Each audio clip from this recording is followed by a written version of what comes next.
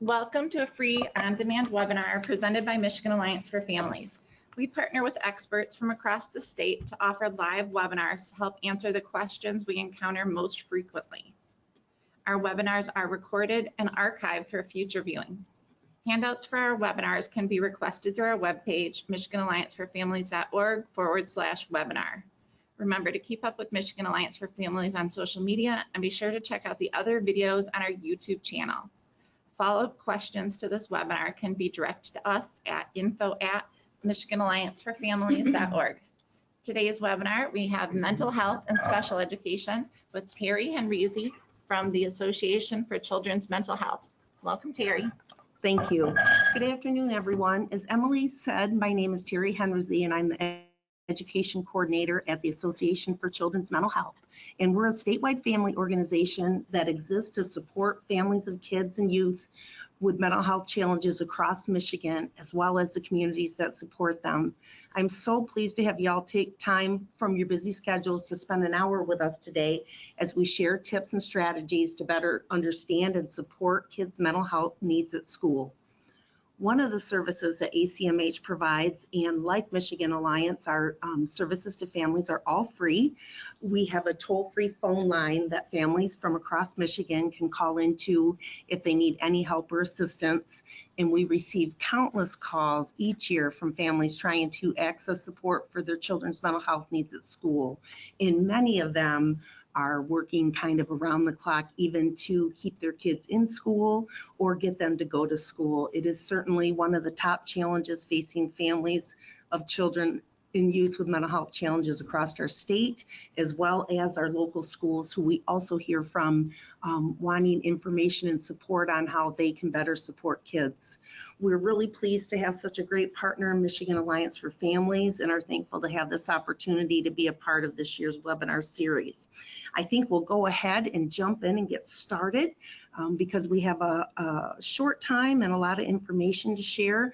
Please don't be alarmed by the number of slides or the amount of information on them.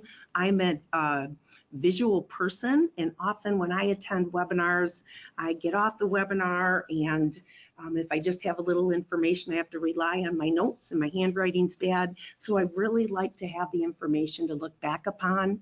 And one of our goals is that you have the information so that you can use it and share it. So I'm going to go ahead and jump right in. So what we're going to try and cover in this hour is we're going to examine some of the current statistics regarding mental health disorders in kids, and I'm going to provide a really brief overview of some of the common mental health challenges that probably a lot of you are aware of, and talk about how those challenges might affect kids at school, what the possible implications of unmet mental health needs at school are.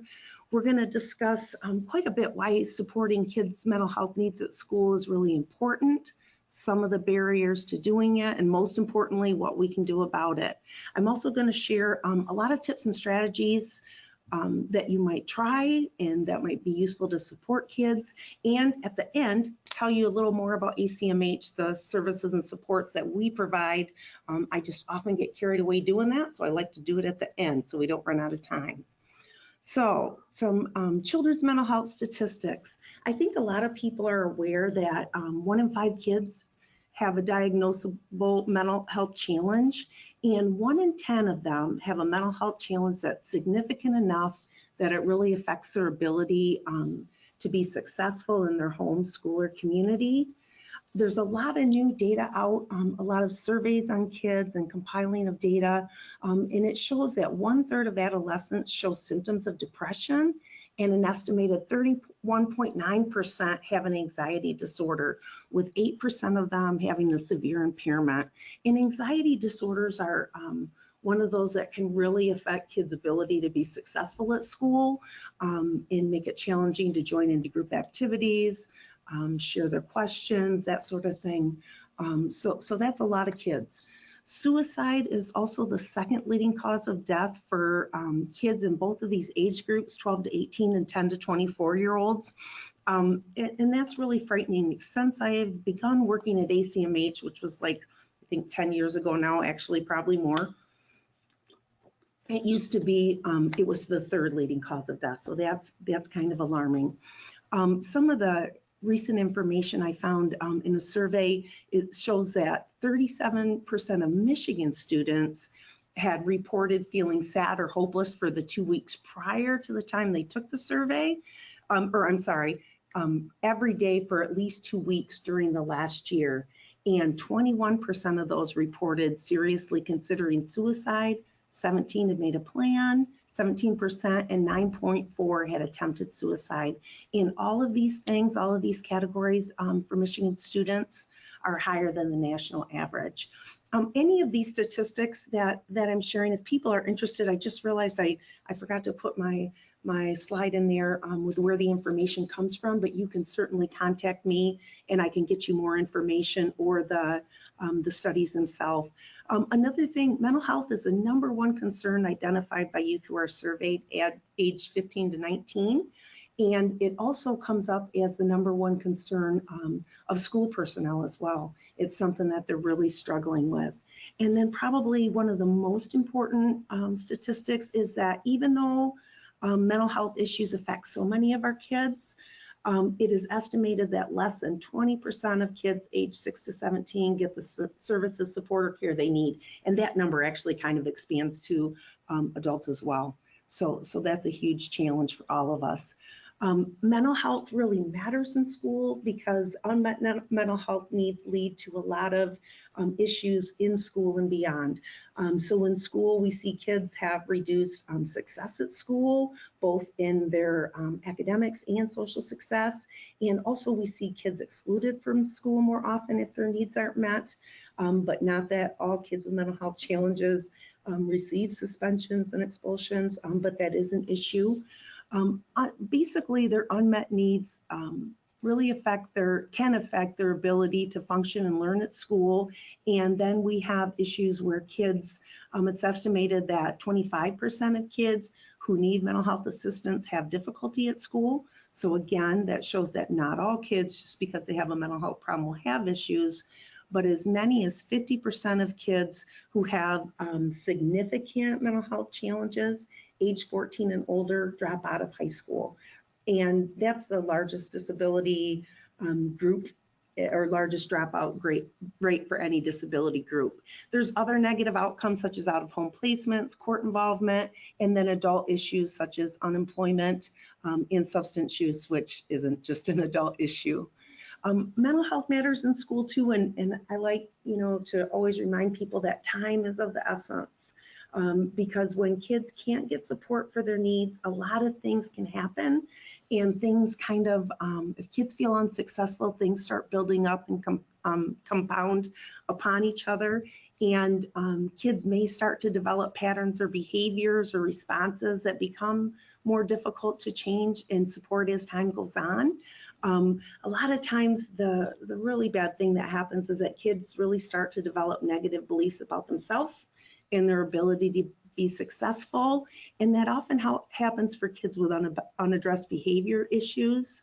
And those challenges can kind of become who kids are with adult and their peers. And a lot of kids even start to view themselves as bad kids. I think Mental Health America just did a survey, and they surveyed a bunch of kids with mental health challenges, and 48% of them checked the box to identify that they felt they were bad kids. And that's a lot of kids. And if people would like more information, I can get that. My background previous to being involved in mental health work was in education. And I spent a lot of time, I was going to be a teacher and spent a lot of time working in schools.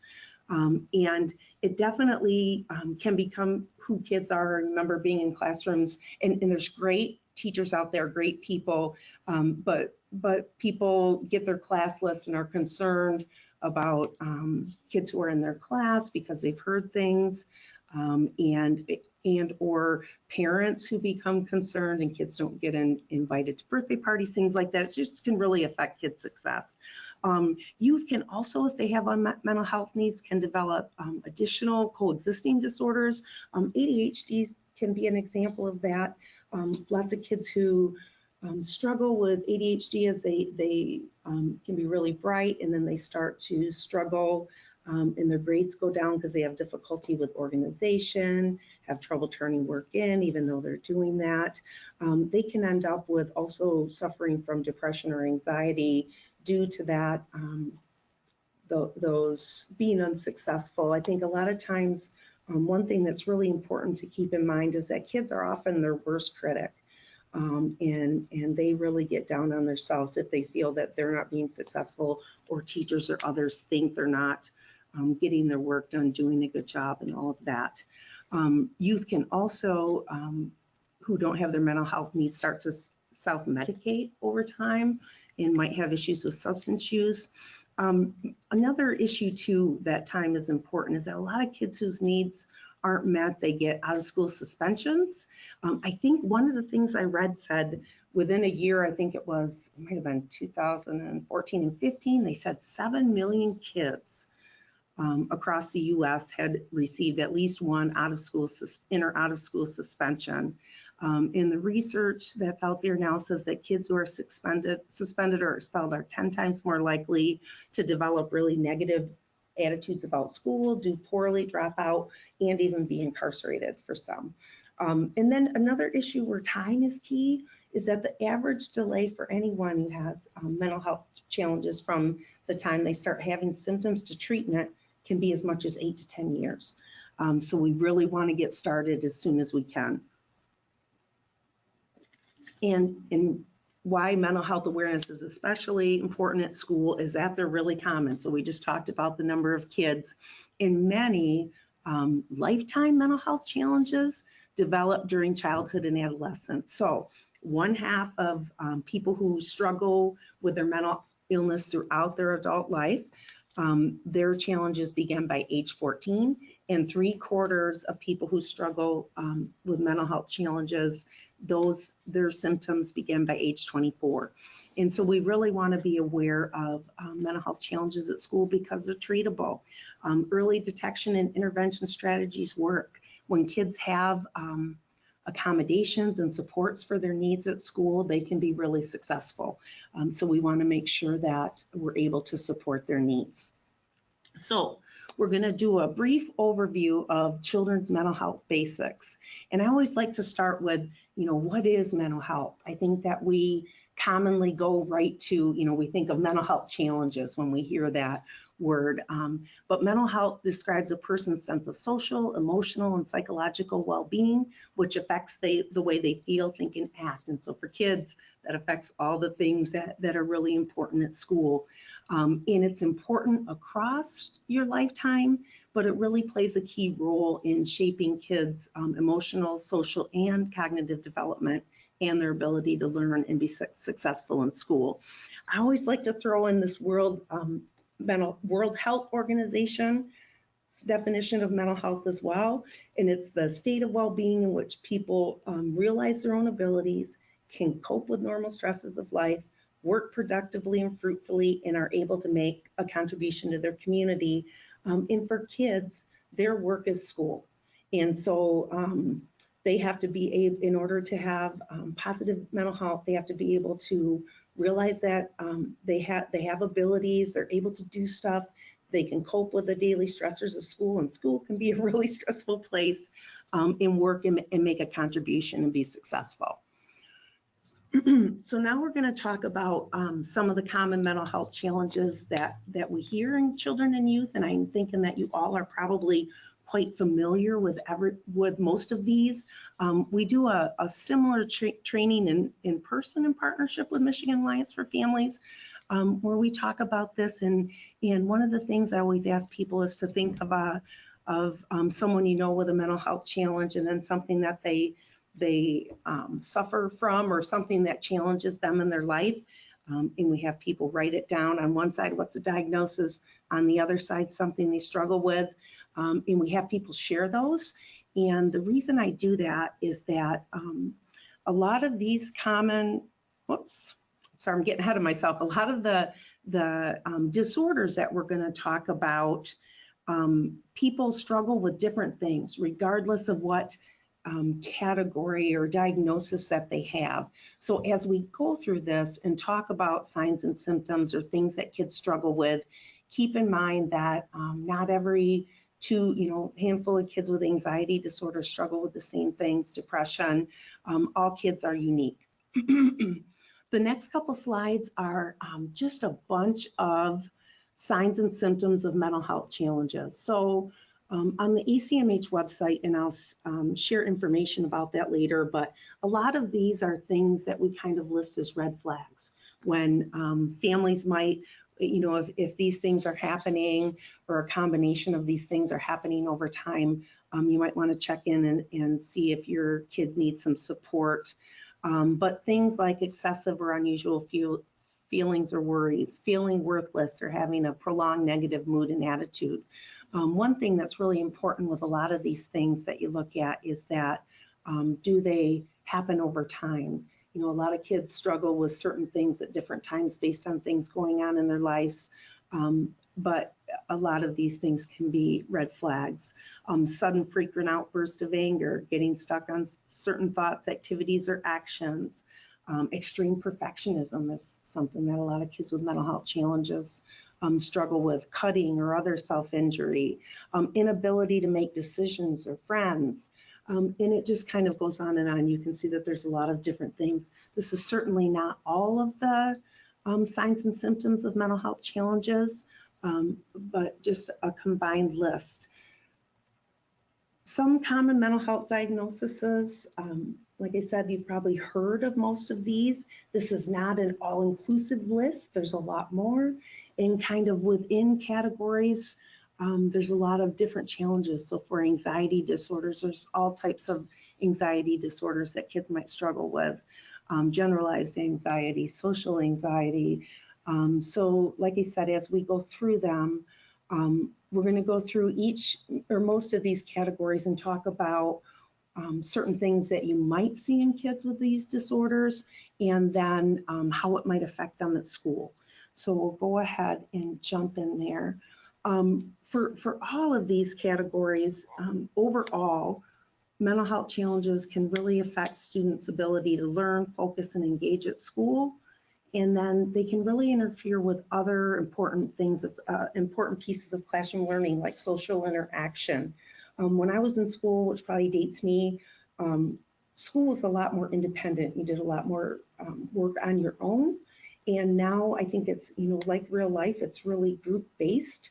And so if you struggle with social interaction, it really kind of sets it up for it to be really hard for you. Again, regardless of diagnosis, kids are affected in individual ways. So if you can make supports and services really targeted at what they're struggling with, they're most effective. So for kids with anxiety disorders, a lot of times they struggle with excessive worry, and preoccupation with their worries or their uncomfortable feelings make paying attention really difficult. Students often seek constant assurance. They might avoid work due to frustration or concern about it being wrong. A lot of times kids fear being embarrassed or having to interact, or scared they're going to say or do something wrong, that they isolate themselves from others and avoid group activities. And a lot of kids with anxiety try and avoid school altogether. A lot of the families I talk to struggle with getting their kids to go to school based on their worries. Little kids with anxiety might seem clingy or have freezing types of behaviors, but as kids get older, and even in young kids, often how you see anxiety play out is kids might have tantrums or meltdowns. They have difficulty communicating how they feel and what they feel uncomfortable about, and so they may act out, or some kids shy away from activities, other kids might act out, and that can be misinterpreted as anger or oppositional behavior. And we're going to talk about behavior later too, and a lot of times when kids' needs aren't supported, that's how we see it, and people make a lot of assumptions about that. Kids with ADHD may be disorganized, forgetful, get easily distracted. There are difficulties with their attention, organization, and the ability to kind of complete work, get it turned in. Some of those organization pieces make it really hard for kids to be at school or to be successful at school. Depending on the type, like I think a lot of times people think of classic kids with ADHD as hyperactive, and not all kids struggle with that, but if they do, they might be extremely impatient, impulsive, restless. Those are the kids that might be really talkative, have trouble sitting still, interrupting, all of that sort of stuff. Little kids might struggle to play quietly, share, follow directions. When I worked in young pre-primary impaired classrooms, I remember kids who couldn't stand in line, keep their hands to themselves, and not just kids with ADHD, other kids as well. But all of these challenges can make it hard for kids to be successful, and sometimes hard for them to get along with peers, especially if they struggle with some of the behavioral issues. For kids with bipolar disorder, they have fluctuating moods, energy levels, feelings, and behaviors that might make learning and social interactions difficult. Kids with bipolar disorder might have moods that alternate between extremely low depressive periods, and then they may have higher manic moods where they experience an increase in confidence, energy, and they may struggle with those alternating moods.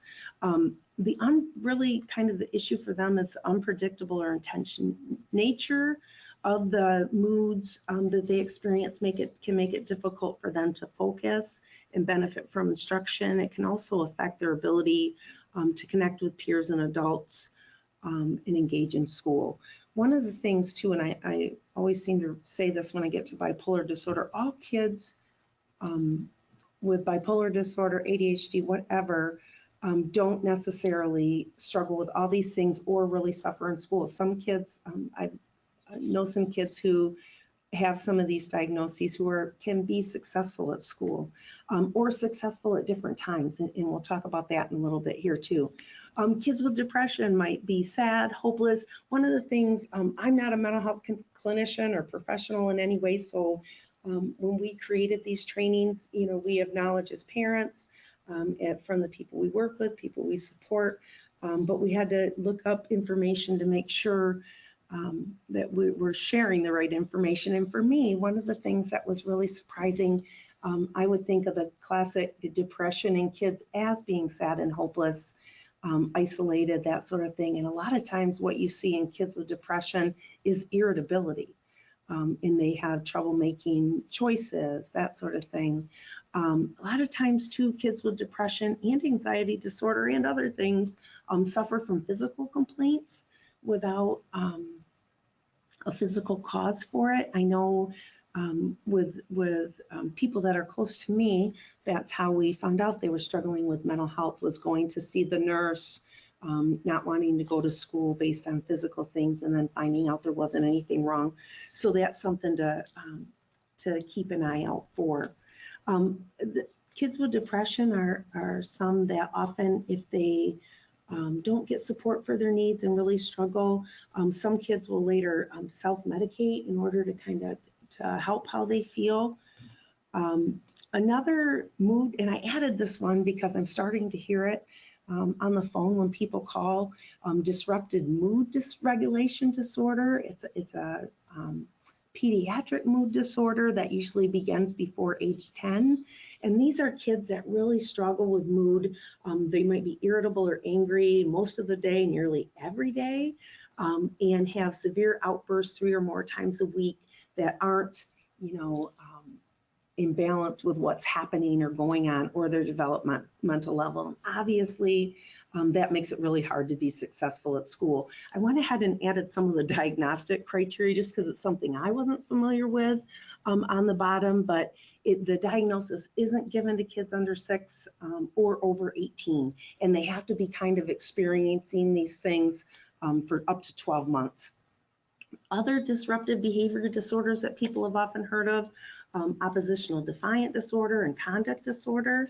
And these are kids who quickly lose their temper, can be aggressive, blame others for their misbehavior, get easily annoyed, often rebel against authority figures and rules, which makes it really difficult for them to be successful with peers and adults, and affects their ability to learn. One of the things, and I always add this, a lot of times when families call us, they'll say, families don't usually call us when things are going well. So I should say that by the time they call us, they're really struggling. They need some information. But a lot of times parents, before they even take a breath, will say, my kid has ADHD, depression, something. And then a lot of times at the end of a series of diagnosis, they'll come to one of these, oppositional defiant disorder or conduct disorder. And I think a lot of times that's a good example of it takes time to get the right diagnosis in kids. And then sometimes, and I'm, again, not a mental health professional, but I wonder if sometimes kids get these labels due to unmet needs. And I'm sure it does exist, but I think sometimes when I read through these things, I always want to make sure that we're really taking a look at behavior and these kind of things. And if we're not, if we haven't missed something, a lot of times kids who have experienced trauma have some of these things as well. So I think it's really important to think about that. Kids with obsessive compulsive disorder are kids that suffer from repetitive thoughts or engage in repetitive activities like touching or reacting to the same thing. Their compulsive thoughts or activities are often really time consuming and kind of mentally exhausting. So they have little energy to concentrate on their schoolwork, which can lead them to do poorly academically and isolate them from their peers. One thing, kids are really smart and they know when they're different. So a lot of times kids with OCD, they realize that some of the things they think or some of the things they do, that other kids are going to know it's different. So they might avoid kids or even not engage with them or not want to go to school so that people aren't aware of it, or try and stop them from doing the things that they need to do. And a lot of times too, kids with OCD and other mental health challenges, it's difficult for them to kind of communicate what their thoughts are or reasons for their behavior. And so it can make school really hard. Post-traumatic stress disorder, it kind of tells you the things you might see. Like I said, trauma can really affect kids. Having trauma experience can affect kids' ability to be successful at school. The National Child Traumatic Stress Network estimates that 1 in 4 of every kid attending school has been exposed to a traumatic event that might affect their ability to learn or their behavior. So trauma can affect their kids' feelings, their attention, their behavior, attendance, their school performance. One of the key things it can really do is affect their trust in themselves and others. Kids with anxiety or other issues might have excessive worry, be jumpy or moody in the classroom, have difficulty paying attention, have extreme emotional outbursts that they're not sure why they're happening even can happen. Not all kids who've been exposed to trauma reach this diagnosis, and this kind of tells you what you might see. And I think I actually took out the diagnostic criteria, but some kids who suffer from trauma do have PTSD, and these are some of the things you might see. There's a few other things that we didn't get to, and if people have questions about other diagnoses that they'd like information or like us to help you find information, please feel free to contact me. And just again, I feel like I keep saying this, but keep in mind that all kids are unique regardless of their diagnosis. In mental health symptoms, there's often, most kids have times when they're doing pretty well, times when they start to struggle and have problems, and then times, so we're going to talk about, I have SED on here, and actually not to take it off, but times when they really struggle or meet the SED criteria, which is a mental health label, and it stands for severe emotional disturbance, where kids are really struggling and their mental health challenges are really affecting their ability to be successful. I think this can be a barrier for kids, that they have times when things are going well and times when they really struggle, because I think people You can't see mental health on the outside. And so it's kind of an invisible disability, or can be when kids struggle. And I think people, when they see kids that can be successful for a period of time, and then all of a sudden they're struggling and they're not, I think that people can make assumptions about that. And it takes work to get people to see that can be based on the mental health challenges. So we talked about how many kids there are and how many kids don't get treated. And obviously, with all the things we just talked about, kids can really struggle with a variety of things. So what do people think are some of the common barriers or challenges to connecting youth to services and supports? A lot of times when we have this conversation live and in person, people talk about stigma, and that kids don't want to be identified. Families may be worried about being identified. But what do you think some of the things that might keep a youth from accessing help? Stigma is definitely one of them for some kids, although I think we've come a long way, and kids are a lot more comfortable talking about mental health than adults are, I think sometimes. But a lot of times kids may not want to be labeled or stand out, or be different from their friends, or be judged by their friends. Also, kids sometimes don't know what to ask or who to ask, or how to communicate or put into words what's going on. There's a lot of misconceptions about mental health services or supports. A lot of kids believe that once you go into therapy, adults too, you're never going to get out, or once you get on medication, you're going to be on it forever, and that's not always the case. Some people can benefit from a short amount of treatment. And then one of the biggest things that came up in surveys, which surprised me with kids, is that often they don't ask for help because they don't want to burden their families. They don't want to worry their families. They already have this concept that mental health treatment is hard to access or expensive. So that's something that comes up. Family barriers. What do you think might keep a parent from asking for help? Sometimes it's things like positive past experience that they've had, or mental health stigma, or their culture, or things like that. And often, by the time a parent reaches out for help, they've already tried everything they know, tried everything their friends know, the internet knows, and they feel like a failure sometimes. And then sometimes the process to get help, even help from school, can seem judgmental, even when people don't mean it to be. Sometimes the process to access services, both at school and mental health services, some of the questions, you say you're concerned your child isn't doing well at school, and people ask about their bedtimes, their routines, all that stuff, which is important to figure out what's going on with kids. But it can feel really judgmental if parents are already feeling like they're not able to help their kids. Teachers often share that one of the challenges they face is that they sometimes don't want to betray the youth's trust, or they don't want to offend or worry families. A lot of times they say they're not sure about the process to connect kids, or more frequently say that when they've gone through the process of making a referral, getting kids connected, that sometimes due to capacity and other issues, kids don't end up getting help. And they feel like they, did this whole thing, and then kids didn't get help anyways. And then also lack of knowledge about what's out there, what types of services or supports they can get. And then there's other systematic barriers too. So schools really want to help and can play a really key role, but they are often unequipped, understaffed, or lack the information, resources, and support they need to either identify kids and support their mental health needs.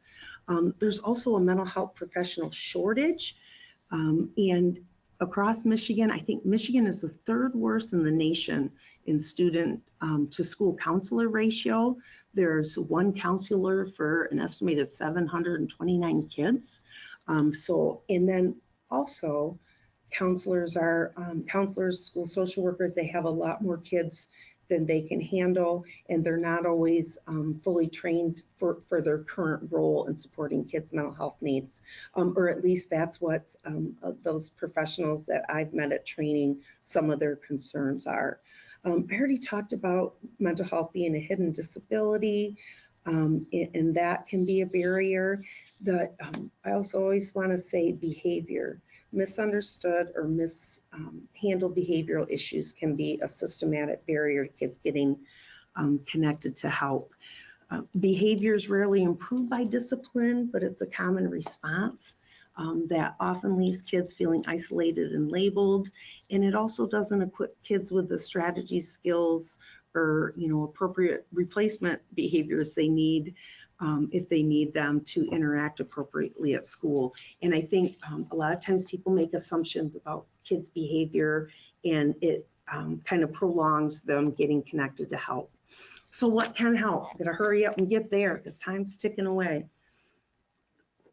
You can put accommodations, modifications, kids can receive special services, mental health treatment, supports and services can be helpful, opportunities for involvement and opportunities for leadership has proven to be really helpful for kids. Peer support is very valuable, positive behavior support, supportive adults, therapy, counseling, on and on, welcoming environments, all of those good things. Supports for kids can include informal supports where schools or families, or hopefully both, work together to kind of put strategies and accommodations in place without initiating in any of the formal processes listed below. Things like checking in with kids, creating a safe space for them. Some kids with mental health challenges, if it significantly affects their ability to learn or participate, might be eligible for an IEP, an individual education plan, or special education, a 504 plan. Other types of formal supports might be positive behavior support plans, mental health treatment. Just keep in mind that not all kids with mental health challenges are eligible for or require special education or other formal supports to be successful. Mental health eligibility categories. This is a special education label, emotional impairment. And this is kids who their mental health needs makes it difficult for them to learn or be successful might qualify for special education under this category, or they may qualify under a series of others based on their needs. Otherwise health impaired, on and on. One key thing to keep in mind is once kids are eligible under any of the categories, they should be addressing all their needs. The serious emotional disturbance, which I mentioned earlier, that's a mental health label. And this is the definition of that. So it's a diagnosable mental health disorder in kids that severely disrupts their daily functioning in home, school, or community. This, it's an eligibility label for community mental health or public mental health for certain levels of service. And how they kind of determine if you meet this criteria is through a child and adolescent functioning scale, or CAFAS or PECFAS, which is for younger kids, which can determine a kid's level of mental health impairment and then kind of to help determine what type of services they need. People want more information about that related to mental health treatment categories.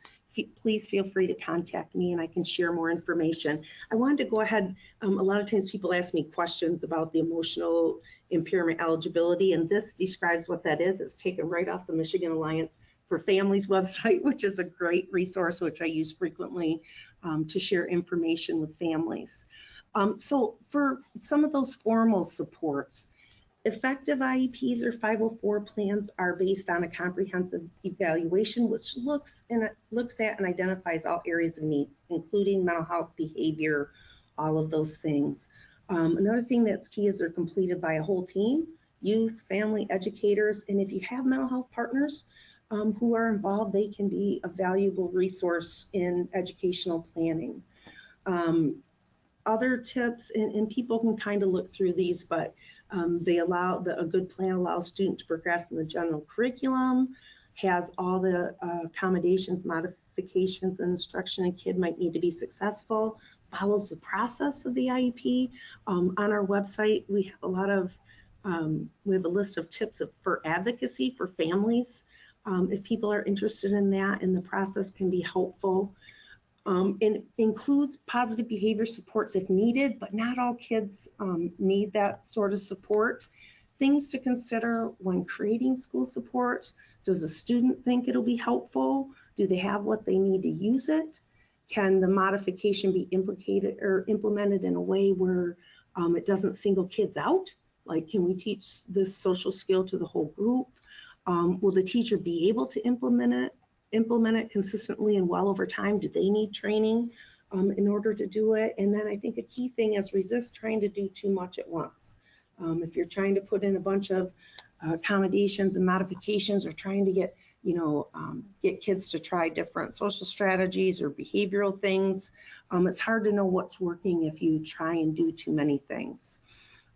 So what else can help? Some examples of accommodations and things that you could put in place. And I have on our website too, there's additional lists, or I can not sell people,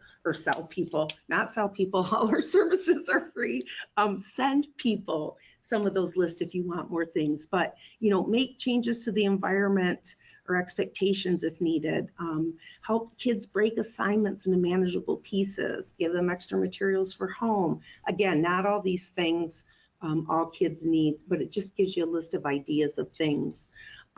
Environmental things: have flexible seating. If we've had kids with ADHD or kids who need to move around, having open spaces or creating quiet workspaces for them.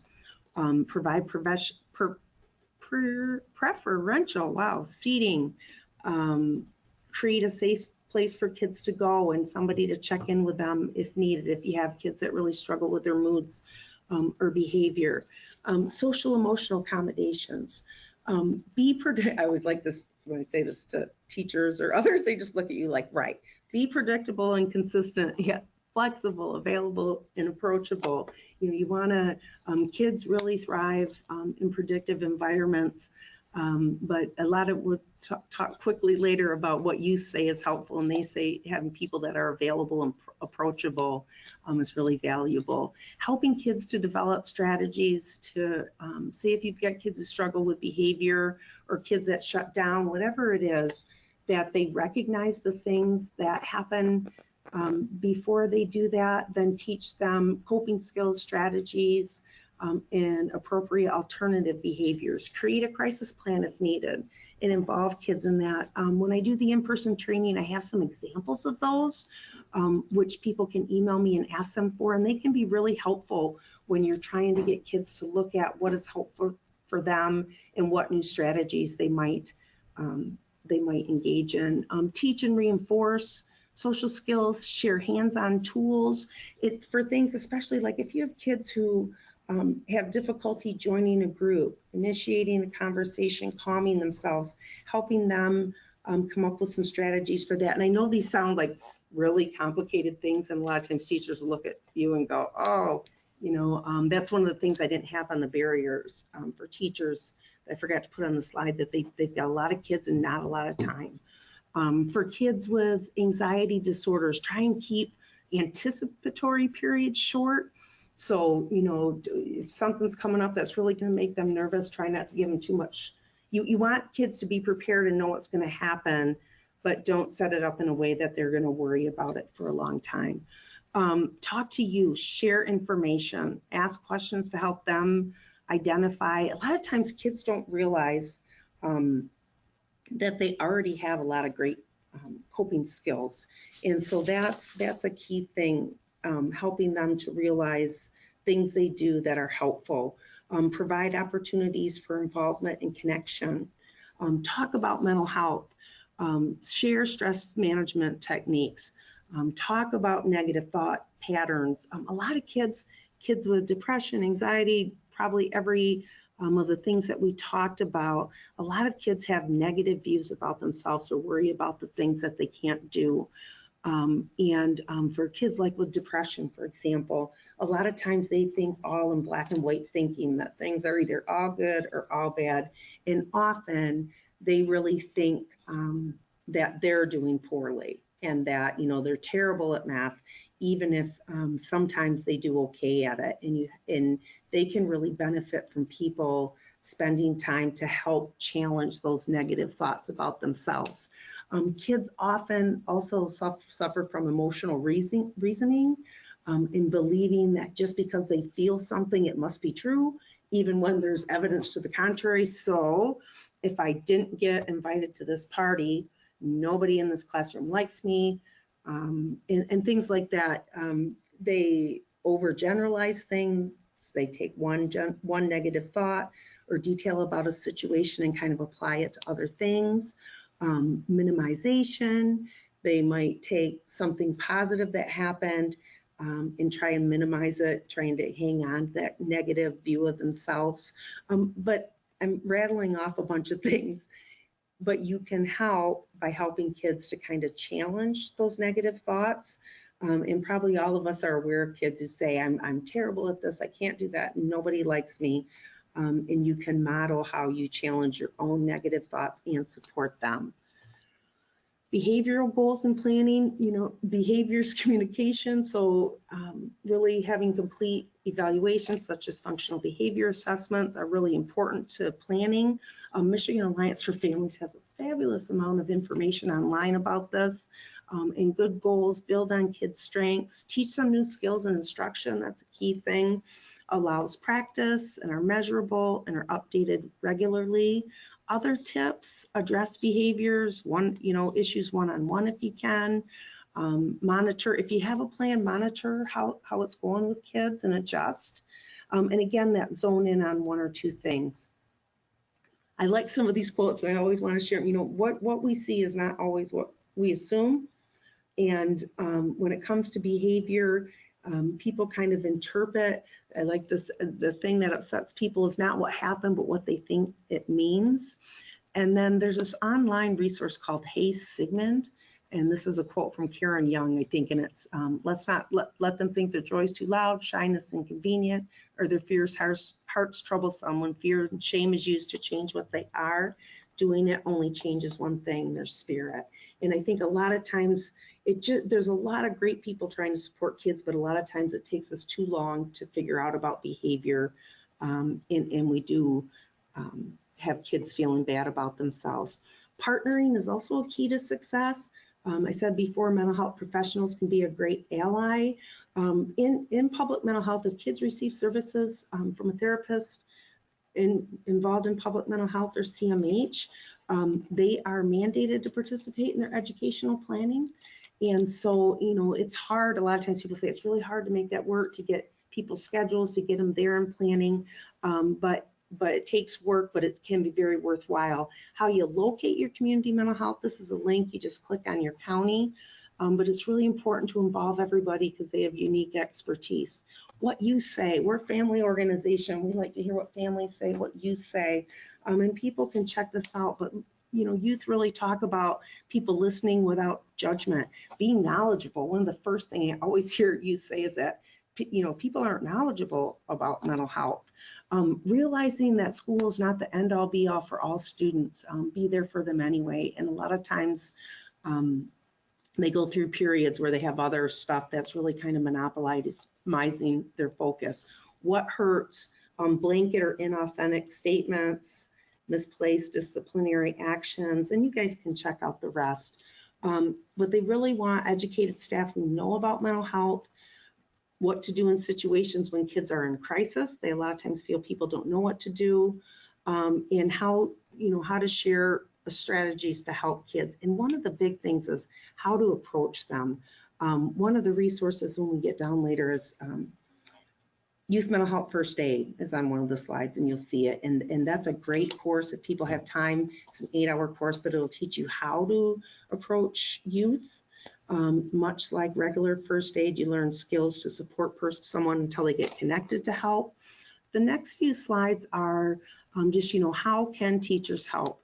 So communicate with counselors, social workers, and families about kids, provide structure and consistency, involve and partner with others. How can all school staff help? Just a lot of different strategies or things to think about when you're trying to support kids with all types of needs. What we all can do, this is the link I just mentioned about youth mental health first aid, and be a resource to others. Share any information that you learn and help people know how to get kids connected to mental health services. How can families help? I think a lot of times it's really hard to know what to do or where to go when your kids are struggling. And when deciding if your kid needs help, here's a lot of things you might want to consider. On our website, we have a ton of information about if I kind of think my kid's struggling at school and it's related to mental health. How might I go? What might I think about? How might I go to get connected? How am I going to talk to the school? Our website's at the end, and please check that out or email me if you have specific questions. And just remember, you're an expert about your child. So if you're concerned they have a mental health condition, there's a lot of steps you can take. You can talk to your pediatrician, ask for a referral, go to your local community health, contact your school, and please feel free to contact us anytime if we can be of assistance.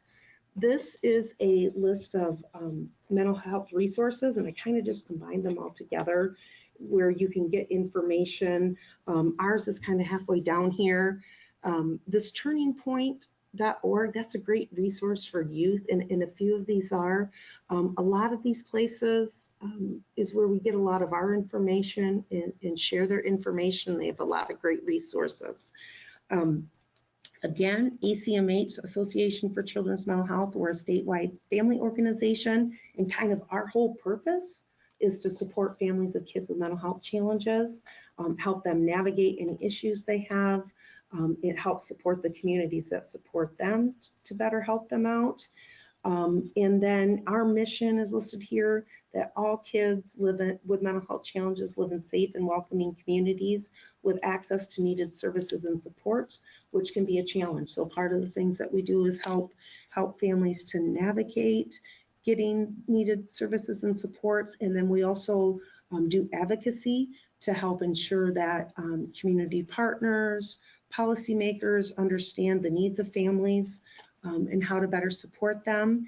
And then just what we do there, we provide information, support, referrals, training, all types of things. And the last slide here, or almost last slide, tells about some of our family opportunities. So we have parent and youth leadership camp and networking, the toll-free phone line I mentioned. We have an annual conference. We have a Children's Mental Health Awareness Day. Our upcoming one for 2020 is May 6th, and you can find information about that on our website. Family support group toolkits we created to help people find support in their local area. And this is my contact information. I think I'm almost out of time. Please feel free to call me or email me and check out our website. Thank you so much, Terri. Michigan Alliance for Families is an IDEA grant-funded initiative of the Michigan Department of Education, Office of Special Education, and we're Michigan's federally funded Parent Training and Information Center, funded by the U.S. Department of Education, Office of Special Education Programs. If you have follow-up questions to this webinar, you can email us at info@michiganallianceforfamilies.org or call our 800 number, 1-800-552-4821. Thank you.